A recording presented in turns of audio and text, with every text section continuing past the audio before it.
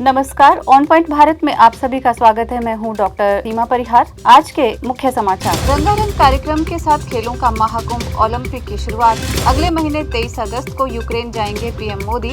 जम्मू कश्मीर के कुपवाड़ा में एक हफ्ते में आतंकियों के साथ सुरक्षा बलों की तीसरी मुठभेड़। बेंगलुरु में ट्रेन के जरिए जयपुर से मास्क की बड़ी खेप पहुँचने के बाद वहाँ हंगामा। टेट की फीस को दोगुना करने से हिमाचल प्रदेश में एबीवीपी भड़की। दुनिया के वो 10 देश जो जनता से नहीं वसूलते 1 रुपया भी टैक्स, जानिए फिर कैसे चलती है वहाँ की इकोनॉमी। आज भारत शूटिंग के साथ अपने अभियान का करेगा आगाज। ओलंपिक में स्वर्ण पर निशाना लगाएगा फरीदकोट का संदीप। श्रीलंका दौरे पर गई टीम इंडिया आज 3 मैचों की T20 सीरीज का पहला मुकाबला खेलेगी। और रिंकू इन, शिवम दुबे आउट। आज सूर्या की कप्तानी का होगा टेस्ट। और मौसम ने फिर बदली करवट, छाए रहेंगे बादल, बारिश का येलो अलर्ट जारी। परंपरा से हटकर हुए 33वें ओलंपिक खेलों के रंगारंग उद्घाटन समारोह में शुक्रवार को फ्रांस ने अपनी सांस्कृतिक विविधता, क्रांति के इतिहास, वास्तुकला की शानदार विरासत की बानगी दुनिया के सामने पेश की। फ्रांस के राष्ट्रपति इमैनुअल मैक्रोन और अंतर्राष्ट्रीय ओलंपिक समिति के प्रमुख थॉमस बाक के साथ मौजूद थे, जब फ्रांस के महान फुटबॉलर जिनेदिन जिदान को पहले से रिकॉर्ड किए गए वीडियो में ओलंपिक मशाल के साथ पेरिस की सड़कों पर दौड़ते दिखाया गया। पेरिस ओलंपिक 2024 में भारत कई खेलों में हिस्सेदारी कर रहा है। इनमें shooting, tennis, table tennis, hockey शामिल है। पेरिस में देश के कुल 112 एथलीट 16 खेलों में 69 मेडल इवेंट में पसीना बहा रहे हैं। इनमें 5 रिजर्व एथलीट भी शामिल है। पेरिस ओलंपिक में आज के दिन काफी सारे मुकाबले होने वाले हैं। भारत का ओलंपिक में पहला इवेंट भारतीय समय अनुसार 9:30 बजे शुरू होगा। शूटिंग की 10 metre air rifle mixed team qualification में 2 भारतीय जोड़ी हिस्सा ले रही है। इनमें संदीप सिंह, इला वेनेल, वाला रिबन और अर्जुन बबूता, रमिता जिंदल शामिल है। भारत को इस प्रतिस्पर्धा में 2-2 मेडल की उम्मीद है। हालांकि पहले इन्हें फाइनल के लिए क्वालिफाई करना होगा। क्वालिफिकेशन राउंड में रहने वाली टॉप 8 जोड़ियों को फाइनल में एंट्री मिलेगी। भारत ने टोक्यो ओलंपिक में 7 मेडल जीते थे। ये भारत का ओलंपिक इतिहास में सर्वश्रेष्ठ प्रदर्शन है। भारत ने अभी तक निशानेबाजी में कुल 4 ओलंपिक पदक जीते हैं। प्रधानमंत्री नरेंद्र मोदी बीजेपी शासित राज्यों के मुख्यमंत्रियों के साथ मीटिंग करेंगे। गोवा के सीएम प्रमोद सावंत नीति आयोग की बैठक में शामिल होने के लिए दिल्ली पहुंचे हैं। उनका कहना है कि पीएम मोदी के नेतृत्व में नीति आयोग की बैठक होने जा रही है। नीति आयोग की बैठक में एक राज्य के अलग अलग मुद्दों पर चर्चा होती है। पिछले महीने जून के आखिरी सप्ताह में इटली में G7 समिट से इतर यूक्रेन के राष्ट्रपति वोलोदिमीर जेलेंस्की प्रधानमंत्री मोदी से मिले थे और उन्हें यूक्रेन आने का न्योता दिया था। इस मुलाकात के दौरान दोनों नेताओं को हाथ मिलाते और गले मिलते देखा गया था। इसी निमंत्रण को पाकर अगले महीने 23 अगस्त को यूक्रेन जाएंगे प्रधानमंत्री मोदी। जम्मू कश्मीर के कुपवाड़ा जिले में सुरक्षा बलों और आतंकवादियों के बीच मुठभेड़ चल रही है। कमकारी इलाके में शनिवार सुबह सर्च ऑपरेशन के दौरान सुरक्षा बलों का आतंकियों से सामना हुआ, जिसके बाद दोनों ओर से फायरिंग शुरू हुई। इस मुठभेड़ में सेना के 3 जवान घायल हो गए। 8 पाकिस्तानी आतंकियों के छिपे होने की खुफिया सूचना मिलने के बाद सेना ने सर्च ऑपरेशन शुरू कर दिया था। आतंकियों के जंगलों में भागने की आशंका जताई जा रही है। उनकी तलाश की जा रही है और जवानों को इलाके की ओर भेजा गया है। कर्नाटक की राजधानी बेंगलुरु में लोगों को स्थानीय होटलों में कुत्ते का मांस परोसे जाने के दावे को लेकर वहां सनसनी मच गई है। इसके बाद इसकी जांच शुरू कर दी गई है।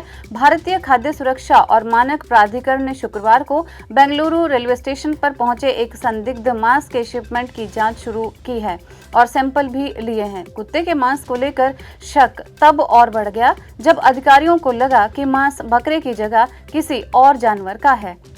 अखिल भारतीय विद्यार्थी परिषद ने हिमाचल प्रदेश सरकार के शिक्षक पात्रता परीक्षा टेट की आवेदन फीस को दोगुना करने के फैसले का कड़ा विरोध किया है। एबीवीपी के प्रांत मंत्री आकाश नेगी ने कहा कि प्रदेश सरकार टीजीटी की इस परीक्षा के लिए आवेदन की फीस के नाम पर लूटने पर उतर आई है। सरकार ने टीजीटी की सामान्य वर्ग की जो फीस पहले 800 और आरक्षित वर्ग की पूर्व में 500 तय की थी, उस फीस को बढ़ाकर क्रमशः 1600 और 1000 कर दिया है। ऐसा कर सरकार ने पहले से प्रशिक्षण प्राप्त कर रोजगार पाने का इंतजार कर रहे पढ़े लिखे युवाओं पर अतिरिक्त आर्थिक बोझ डाला है। इसे कमाई का एक नया माध्यम बना दिया गया है। टेट के लिए पात्र होने के लिए छात्र पहले लाखों की फीस अदा कर बीएड और अन्य शिक्षक पात्रता के लिए कोर्स पर पैसा खर्च करते हैं। अब शिक्षक बनने के लिए अनिवार्य की गई टेट की परीक्षा में अपीयर होने के लिए भी भारी भरकम फीस चुकानी पड़ेगी। अब कुछ बातें अर्थव्यवस्था से।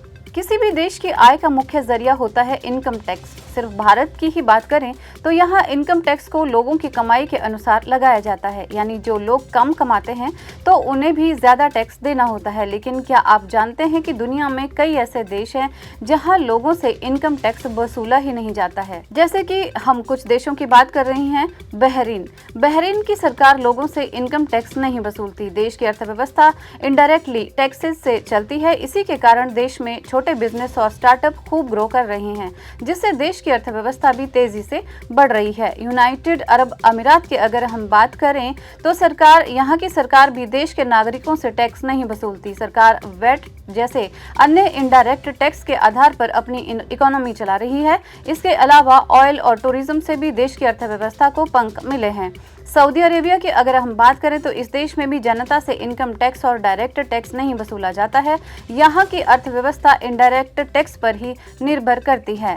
कतर, इस देश में भी तेल से हुई कमाई से अर्थव्यवस्था चल रही है, जिसके कारण सरकार जनता से कोई टैक्स नहीं वसूलती। ये एक छोटा देश है लेकिन काफी अमीर है, जहां पर रहने वाले लोगों की आर्थिक स्थिति भी काफी अच्छी है। मोनाको की अगर हम बात करें तो ये भी एक छोटा देश है जिसकी अर्थव्यवस्था टूरिज्म पर निर्भर करती है। यहाँ की सरकार भी जनता से कोई टैक्स नहीं वसूलती। अगर हम बात करें एक अन्य छोटे देश कुवैत की तो इस देश में भी जनता से सरकार कोई टैक्स नहीं वसूलती। यहाँ की अर्थव्यवस्था अधिकतर तेल पर निर्भर करती है। द बाहामास की अगर हम बात करें तो यहाँ की सरकार भी जनता से कोई टैक्स नहीं वसूलती। यहाँ दुनिया भर से लोग घूमने जाते हैं, जिसके कारण उनकी अर्थव्यवस्था अच्छे से चलती है। कैमन आइलैंड्स की अगर हम बात करें तो ये देश उत्तर अमेरिका में स्थित है, जहाँ जनता से कोई टैक्स नहीं लिया जाता। ये देश टूरिज्म से खूब आय कमाता है। यहाँ दुनिया भर के लोग घूमने आते हैं, जिससे वहाँ की अर्थव्यवस्था चलती है। और ओमान की अगर हम बात करें तो इस देश में भी कुवैत और बहरीन जैसे ही जनता से टैक्स नहीं वसूला जाता। इस देश में सरकार गैस और तेल बेचकर अपनी अर्थव्यवस्था चलाते हैं। भारतीय सेना में नायब सूबेदार पद पर कार्यरत फरीदकोट के गांव बहिबल खुर्द के संदीप सिंह पेरिस ओलंपिक में पदक पर निशाना लगाएंगे। उनके मुकाबले को लेकर परिवार और गाँव में उत्साह का माहौल है और सभी उनके स्वर्ण पदक जीतने की अरदास कर रहे हैं। गाँव के मजदूर बलजिंदर सिंह और चरणजीत कौर के बेटे संदीप सिंह ने अपनी प्राथमिक शिक्षा गांव के ही एक सरकारी स्कूल से हासिल की है और बरगाड़ी के सरकारी स्कूल से 12वीं की कक्षा पास करने के बाद वे सरकारी बरजिंदर कॉलेज से स्नातक की पढ़ाई कर रहे थे। भारत और श्रीलंका के बीच 3 मैचों की T20 सीरीज का पहला मुकाबला आज पेल्लेकेल में खेला जाना है। इस मुकाबले के जरिए गौतम गंभीर और सूर्य कुमार यादव की नवनियुक्त कोच और कप्तान की जोड़ी T20 क्रिकेट में दमदार आगाज करना चाहेगी। भारतीय समयानुसार ये मुकाबला शाम 7:30 बजे से शुरू होगा। इस मुकाबले के लिए टीम इंडिया की प्लेइंग 11 पर फैंस की निगाहें होंगी। भारतीय टीम के लिए इस मैच में उपकप्तान शुभमन गिल और यशस्वी जायसवाल ओपनिंग में मोर्चा संभाल सकते हैं। इसके बाद नंबर 3 पर विकेट कीपर बल्लेबाज ऋषभ पंत का आना लगभग तय है। फिर कप्तान सूर्य खुद नंबर 4 पर मोर्चा संभालेंगे। हार्दिक पांड्या, रिंकू सिंह, शिवम दुबे का उसके बाद नंबर आ सकता है। और अब बातें मौसम जगत की। मौसम ने एक बार फिर करवट ली है। देश की आर्थिक राजधानी मुंबई से लेकर बिहार, उत्तराखंड और हिमाचल तक मानसून सक्रिय होने के चलते झमाझम बारिश हो रही है। कहीं जल भराव हो रहा है तो कहीं बाढ़ की स्थिति बनी हुई है। इतना ही नहीं, उत्तराखंड और हिमाचल प्रदेश के पहाड़ी इलाकों में बारिश के चलते लैंडस्लाइड्स का खतरा काफी ज्यादा बढ़ गया है। कुछ दिनों पहले ही उत्तराखंड के गौरीकुंड के पास लैंडस्लाइड की खबरें आई थी, जिसकी चपेट में आने से कई श्रद्धालुओं ने अपनी जान गंवा दी थी। ऐसे में बारिश के चलते लोगों को परेशानियों का सामना करना पड़ रहा है। हालांकि ध्यान देने वाली एक बात ये भी है कि दिल्ली NCR में अब तक कुछ ज्यादा बारिश नहीं हुई है। पंजाब, चंडीगढ़ आदि इलाकों में अभी तक कुछ ज्यादा बारिश नहीं हुई है। आज बस इतना ही। देश और दुनिया से जुड़ी इसी तरह की ताज़ा तरीन जानकारियों को पाने के लिए आप जुड़े रहिए ऑन पॉइंट भारत के साथ। धन्यवाद।